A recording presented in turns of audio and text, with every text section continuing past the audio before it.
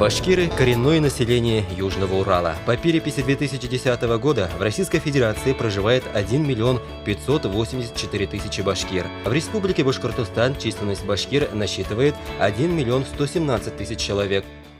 Исследования последних лет выявили непрерывную историческую связь башкир с древнейшим населением Южного Урала каменного века.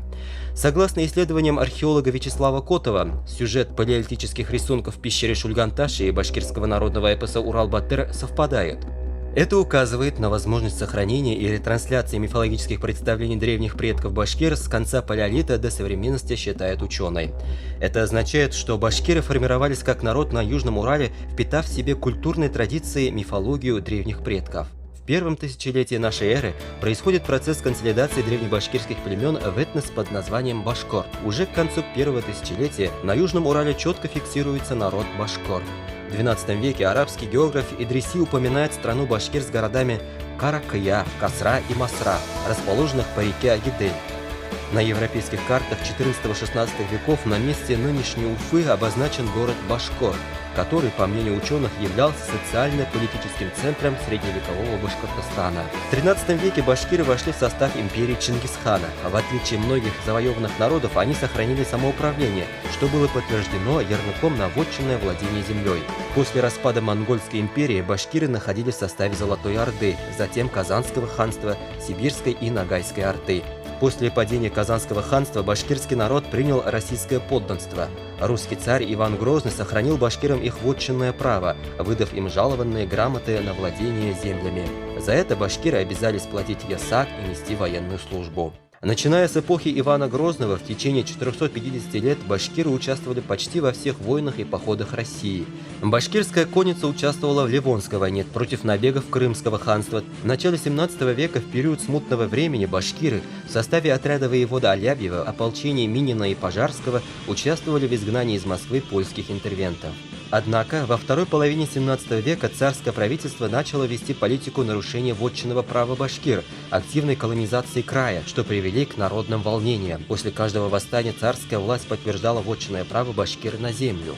18 век стал эпохой самых масштабных народных движений в Башкортостане, направленных на защиту прав коренного населения. Оно стало ответной реакцией на активную политику колонизации Башкортостана и нарушения вотчинных прав башкир. Они, башкиры, одни во всем нашем государстве владеют землею на вотчинном праве. Им в другом месте нигде даром земли не дадут, и даже у казаков земля казенная, им не принадлежащая, писал оренбургский и самарский генерал-губернатор Безак. Башкирские восстания вынудили царские власти сменить политику.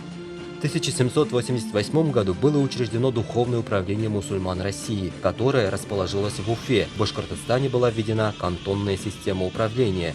Башкиры получили статус военного сословия. Начало 19 века ознаменовалось широким привлечением башкир в наполеоновские войны. В период русско-прусско-французской войны было сформировано 20 башкирских пятисотенных полков. Французы впервые узнали о северных Амурах. Через 5 лет с началом Отечественной войны вновь башкирские полки встали на защиту Родины. В составе русской армии победоносно вошли в Париж. Кантонная система управления легла тяжелым бременем на плечи башкирского народа. Жесткий военно-административный контроль и ограничения, сокращение вотчинных земель привели к экономическому упадку и обнищанию башкир. С другой стороны, кантонная система способствовала консолидации башкирского народа. К началу 20 века появление в Башкортостане мусульманских высших учебных заведений способствовали формированию передовой башкирской интеллигенции. Башкирская элита, башкирские дворяне, теперь получала образование в ведущих вузах России, из среды которых вышли общественные и политические деятели, военные. Февральская революция от 17 года открыла возможности нового развития башкирского народа. Возникло национальное движение за территориальную автономию Башкортостана. К этому движению подключились все слои башкирского общества. Ключевую роль в нем сыграла передовая башкирская интеллигенция и дворянство. 15 ноября 1917 года была провозглашена автономия Башкортостана. В декабре на Всебашкирском учредительном съезде в Оренбурге сформировано первое национальное правительство. Однако противоборство большевиков и их оппонентов в масштабах страны переросло в гражданскую войну. Башкирское правительство оказалось в лагере антибольшевистских сил. В условиях войны единственным гарантом функционирования автономии стало создание собственных вооруженных сил. Многовековые воинские традиции и опыт военной службы башкирам позволило за короткий срок создать национальное войско. В разгар гражданской войны, благодаря собственным вооруженным силам, башкирскому правительству удалось прийти к соглашению с советской властью и сохранить автономию. Образованная автономная Башкирская Советская Республика стала первым и единственным субъектом РСФСР, созданным по взаимному соглашению. Однако в 1920 году декретом ЦИК и СНК РСФСР автономные права Башкирской Республики значительно были урезаны, что привело к обострению политической обстановки в Башкортостане. В 1922 году усилиями Совнаркома БАССР к автономии были присоединены западные башкиры на территории Уфимской губернии, где проживало больше башкирского населения, чем в Малой Башкирии. На 8-м съезде Советов СССР руководством Башкортостана был поднят вопрос придания БАССР статуса союзной республики, однако было отказано. В годы Великой Отечественной войны Башкирская ССР стала надежным тылом, обеспечивающим фронт военными ресурсами. Сформированная усилиями правительства БАССР 112-я Башкирская кавалерийская дивизия стала поистине высшим проявлением беззаветной службы родине башкирского народа. 112-я Башкирская кавалерийская дивизия покрыла себя неувидаемой славой, став единственной в советской кавалерии соединением по числу героев Советского Союза. Советский период стал для башкирского народа периодом становления и развития национальной культуры, искусства, литературы.